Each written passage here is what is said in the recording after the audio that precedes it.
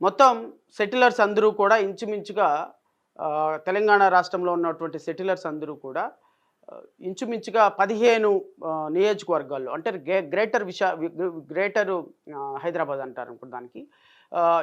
Hyderabad city మొత్తంలో కూడా ఒక 15 కాన్స్టిట్యుయెన్సీల్లో వాళ్ళందరూ కూడా ప్రభావితం చూపించేటువంటి అవకాశం ఉంది. ఎందుకంటే ఇక్కడ నుంచి ఆంధ్రప్రదేశ్ రాష్ట్రం నుంచి, రాయలసీమ నుంచి అక్కడికి వెళ్ళినటువంటి చాలామంది సోదరులందరూ కూడా డిఫరెంట్ పార్ట్ ఆఫ్ హైదరాబాద్‌లో వాళ్ళు అందరూ కూడా అక్కడ ఉంటారు.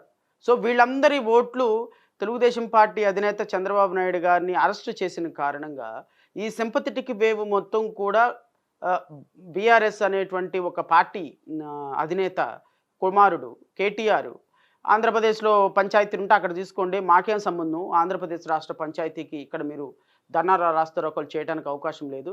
మీరిక్కడ చేయడానికి మేము ఒప్పుకోం అన్న మాట చాలా సీరియస్‌గా ఎఫెక్ట్ అయింది. అక్కడున్నటువంటి హర్ట్ అయ్యారు. అక్కడున్నటువంటి సెటిలర్స్ హర్ట్ అయ్యారు. అక్కడున్నటువంటి ఒక పర్టిక్యులర్ సామాజిక వర్గం వాళ్ళు హర్ట్ అయ్యారు. వాళ్ళందరూ కూడా చంద్రబాబు నాయుడు గారు తెలుగుదేశం పార్టీ కంటెస్ట్ చేయకూడదని డెసిషన్ తీసుకున్న తర్వాత అక్కడున్న వాళ్ళందరూ కూడా కాంగ్రెస్ పార్టీకి కన్వర్ట్ అయ్యారు. ఓట్లేశారని చాలా సీరియస్‌గా ఒక ప్రచారం జరిగింది.